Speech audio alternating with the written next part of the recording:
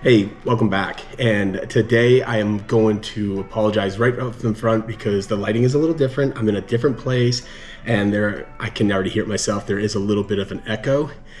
The reason being though is really sweet news is our daughter and son-in-law had their first baby a couple days ago and they're coming home today. So we just want to get here and get things situated, help them out. And again, anyway, super exciting. She's beautiful. Atlee is her name.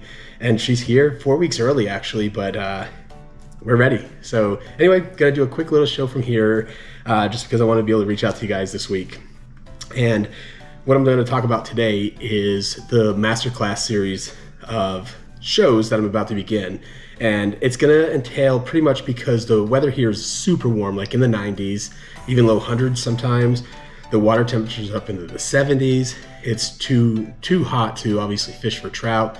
Going to do some fishing for warm water species here next week and try to make a couple videos of that. But with all that said, it's the off season basically. And so we're going to start going over some fly tie-in, entomology, just talk about the flies themselves, equipment, water safety and different things like that. So the first one is going to be more than likely Sunday, Monday, and it's going to be just the materials for tie-in flies. And just a quick little few things here. You got like your dubbin, you're going to have UV, regular dubbin, super fine dubbin for dries, different feathers that you're going to have for dry flies, hackle, soft hackles for your wet flies and things like that, materials of various colors, shades, this, that. But again, we're going to go through all those different materials that you could use to tie various flies. Then you got equipment like your vices, your resins.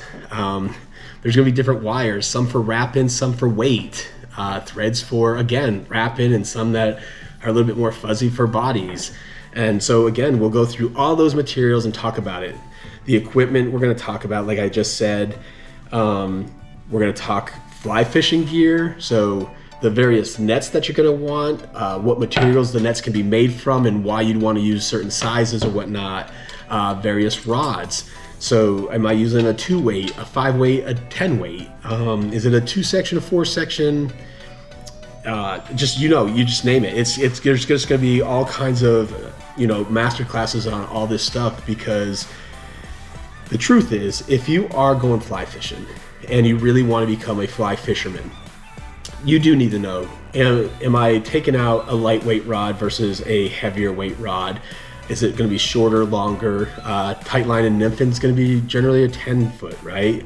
If I'm going to a very tight, narrow, clear stream, lots of overhang, I might get in there with my 6'6", 2 weight, because I know I'm not going to be pulling out no 20-inch fish generally. So I'm going to be hooking up on smaller ones. I need some space to be able to get my cast in there and things like that. The materials for tying flies. Am I just tying some general quick little flies, or am I going to get down deep? Am I tying my saltwater flies like clousers, or am I just going to tie some pheasant tail nymphs and midges and things of that nature? So I just want to be able to get out there and get everybody learning. Because again, I've only been doing this a year now, just over a year, but I've picked up so much. And as I continue to learn, I want you to learn.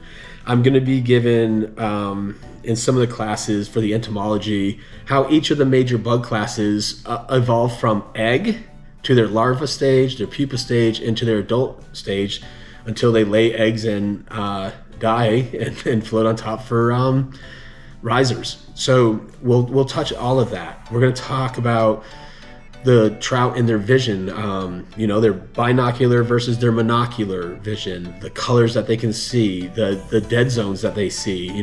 We talk about sometimes, if you just creep up behind a fish in the water, they're not going to see you. Well, not really true. Just a quick overview to it. There's a 330-degree bubble this way and a 330-degree bubble this way. So directly down, directly behind, no. But the moment they kind of swim to the side a little bit to move, that 30-degree bubble behind that's a blind side, actually look at that. If all I have to do is if I turn my hand that blind side goes from this way over to here. So that's a big thing to know.